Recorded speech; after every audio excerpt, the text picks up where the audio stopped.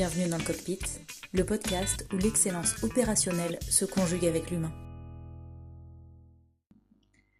Imagine, tu demandes à 5 personnes différentes de faire la vaisselle. La même pile d'assiettes, les mêmes casseroles, le même évier. 1 heure plus tard, la vaisselle est faite dans les 5 cas. Elle est propre, la mission est accomplie. Sauf que, l'un a utilisé 2 fois plus d'eau et de liquide vaisselle. L'autre a cassé une tasse, le troisième a mal au dos et se frotte les lombaires en grimaçant, et le quatrième a bougonné pendant toute l'heure en maudissant la personne qui lui a demandé de faire ça. Pendant ce temps, il y en a un qui s'est mis un podcast dans les oreilles, qui se trouve une organisation et qui ressort en forme pour attaquer la suite de la journée. Même tâche, même résultat visible, mais 5 expériences complètement différentes. Eh bien, c'est exactement ça, la différence entre une organisation à la bonne franquette et l'excellence opérationnelle. Je suis Marion Voisin, consultante en excellence opérationnelle, et aujourd'hui, pas d'anecdote terrain. Je te parle vaisselle. Parce que cette métaphore toute simple, elle résume parfaitement ce que je fais au quotidien avec mes clients.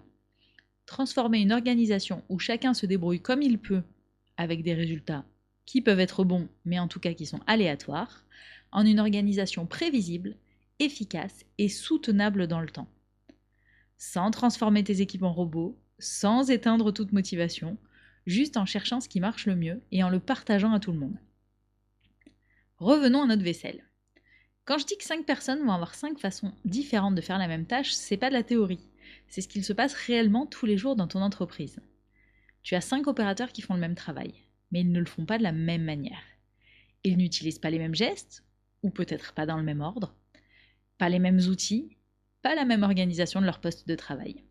Et surtout, ils n'obtiennent pas les mêmes résultats en termes de temps passé, de ressources consommées, de qualité produite ou de fatigue accumulée. Si on reprend notre pile de vaisselle, personne numéro 1, le pressé. Il veut faire vite fait bien fait. Alors il fait couler l'eau à fond en continu, il met une bonne grosse dose de liquide vaisselle pour que ça mousse bien, il frôle vite et énergiquement, il rince vite. Le résultat, c'est fait rapidement. Mais il a utilisé 2 fois plus d'eau et de produits vaisselle que les autres. Et si tu regardes de près, il y a parfois encore des traces de gras sur certaines assiettes. La personne numéro 2, le maladroit. Il fait attention, il prend son temps, mais il n'a pas la bonne technique. Il empile mal, il manipule les assiettes n'importe comment, et crac, une tasse qui glisse et se casse. Résultat, la vaisselle est faite, mais avec de la casse. Et maintenant, il faut racheter une tasse. La personne numéro 3, le mal organisé. Il se penche en avant pour laver, il se tord le dos pour ranger, il fait plein d'allers-retours inutiles entre l'évier et le placard. Au bout d'1 heure, il a mal partout. Résultat, la vaisselle est faite, mais lui, il est cramé pour le reste de la journée. La personne numéro 4, le bougon, il déteste faire la vaisselle. Et là, toute ressemblance avec votre spiqueuse serait purement fortuite. Il râle tout seul pendant l'heure, il rumine, il se dit que c'est injuste, que c'est toujours lui qui se tape les corvées. Résultat, la vaisselle est faite, mais lui, il est de mauvaise humeur et il plombe l'ambiance pour le reste de la journée. Et puis, il y a la personne numéro 5, celle qui a trouvé sa bonne méthode.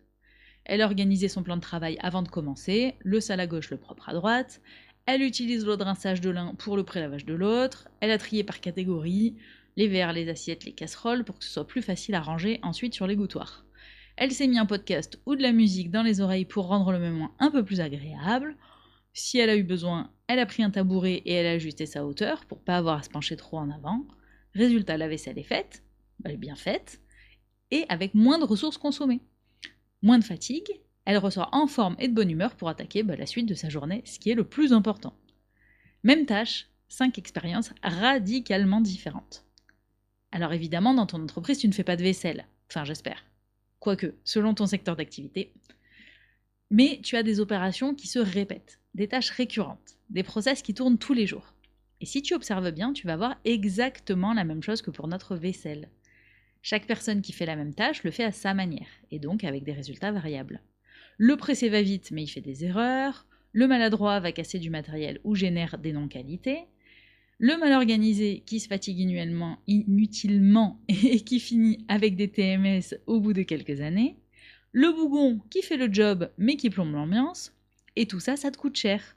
Ça te coûte en gaspillage de ressources, en casse, en absentéisme, en turnover, en qualité client et en ambiance d'équipe. Et surtout, ça crée de l'imprévisibilité. Quand chacun s'organise comme il veut, eh bien, tu ne peux pas prédire combien de temps une tâche va prendre. Tu ne peux pas garantir que le résultat sera toujours du même niveau de qualité, ni fiabiliser tes délais de livraison. Et ça, pour un dirigeant de TPE ou de PME, cette imprévisibilité, c'est l'enfer.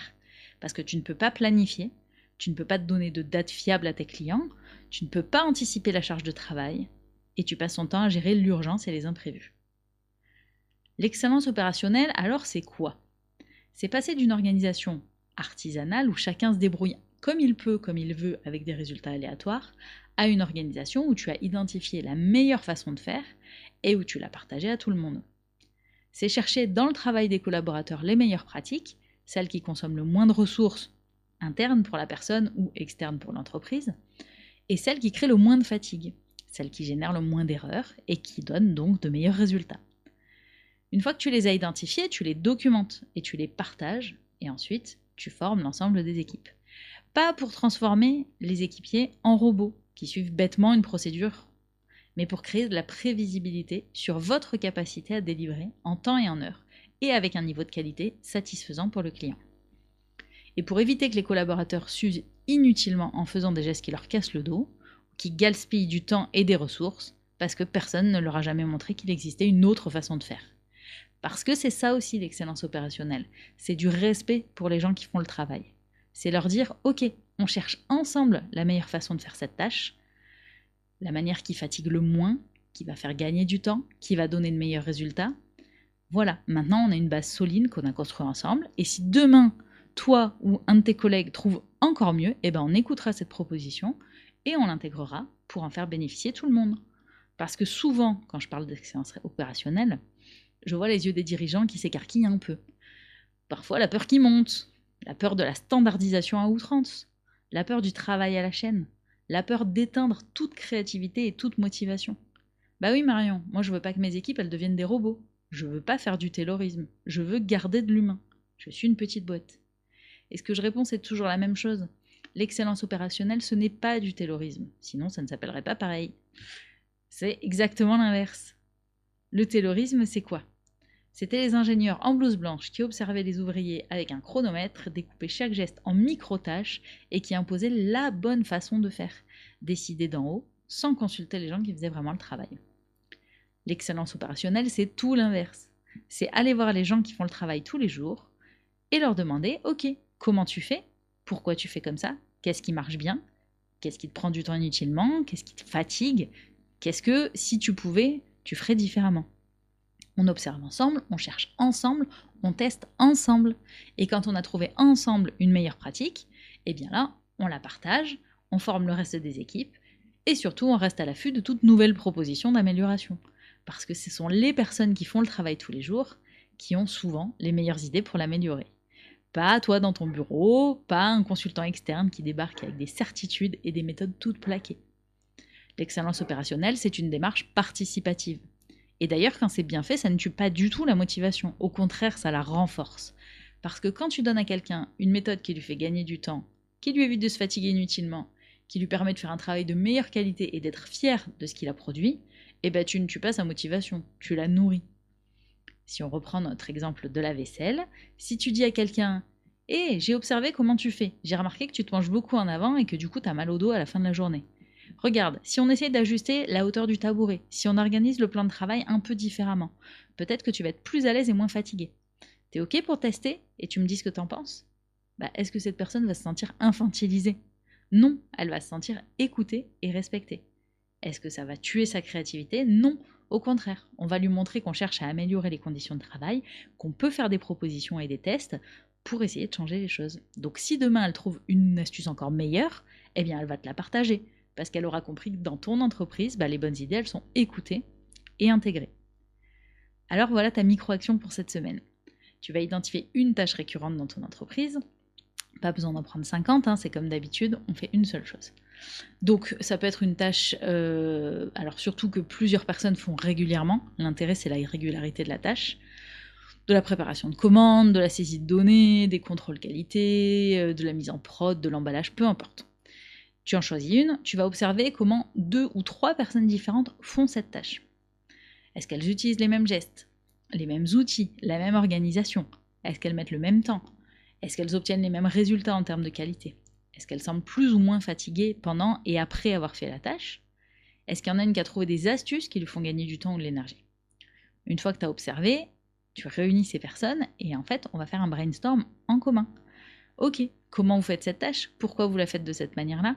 Qu'est-ce qui vous prend le plus de temps? Qu'est-ce qui vous fatigue? Est-ce que vous avez des astuces les uns les autres? Et pourquoi l'astuce de l'un, l'autre ne l'utilise pas, etc.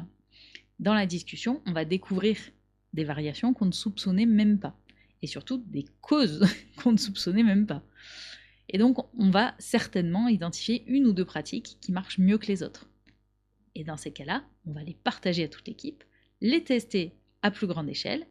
Si ça marche, on garde, on le formalise comme la nouvelle façon de faire, pas dans un mode opératoire de 15 pages que personne ne lira.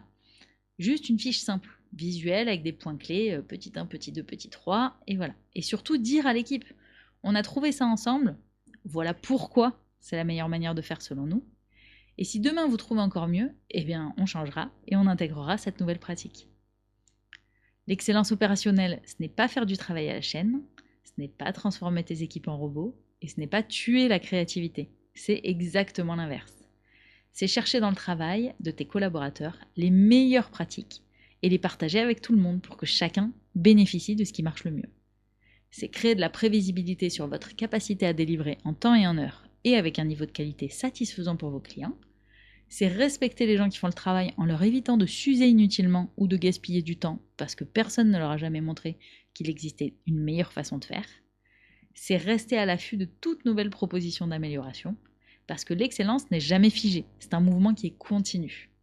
Alors cette semaine, va observer comment ton équipe fait la vaisselle. Enfin, t'as compris l'idée. Je suis Marion Voisin, ta copilote pour une entreprise plus performante et plus humaine. Si tu apprécies ce podcast, tu peux le soutenir en mettant un like sur YouTube ou 5 étoiles sur ta plateforme d'écoute. Me laisser un commentaire ou encore le partager. À la semaine prochaine dans le cockpit. On se retrouve très vite dans le cockpit. En attendant, gardez le cap.